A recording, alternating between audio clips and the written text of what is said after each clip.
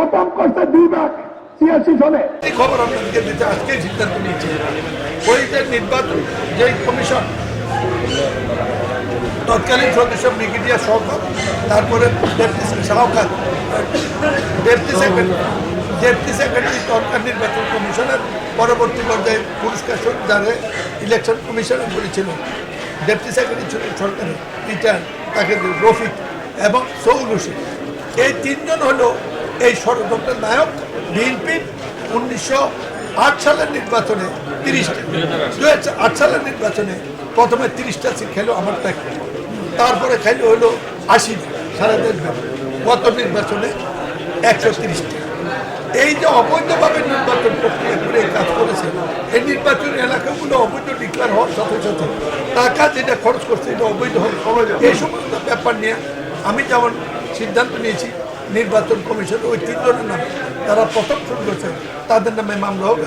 Brigadier সরকার সাহেব, Seoul Hossain এবং commission Rafiqul Islam 2008 সালে সে ছিল ডেপুটি সেক্রেটারি, এরপরে কমিশন হয়েছে। ওই ডেপুটি সেক্রেটারি রফিক এই করবেন কোথা এদেরকে এইভাবে ধরে দেয়। এই আজকে স্মারকলিপি দিতে আসছি, আমরা ডিসি সাহেবের কাছেও স্মারকলিপি দিচ্ছি। সেটা হলো মূলত আমাদের উপজেলা নিয়ে, উপজেলা মানে সেটার পক্ষে আমাদের উপজেলা অবৈধ সেই রায় আমাদের কাছে আছে। এটা ডিসি সাহেবকে দিচ্ছি, উনি যেন প্রতিবেদন পাঠায় মনে করে, ওনাকেও দিচ্ছি উনি যাতে প্রতিবেদন পাঠায় ওখানে।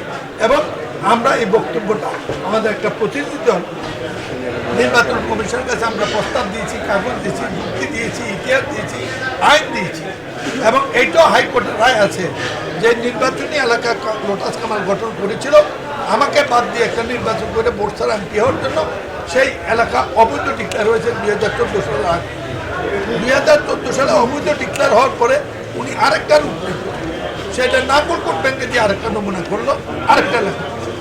এই অবৈধ নির্বাচনী এলাকা স্থগিত রেখে একজন চিফ জাস্টিসকে শুনছি প্রভাবিত করে, ক্ষমতার জোরে প্রভাবিত করে পরবর্তী পর্যায়ে গত 2টা নির্বাচন চালিয়ে যায়, ওইটা স্থগিত। আজকে হাইকোর্টে আমরা যাচ্ছি, হাইকোর্টে জানুয়ারিতে যাবো।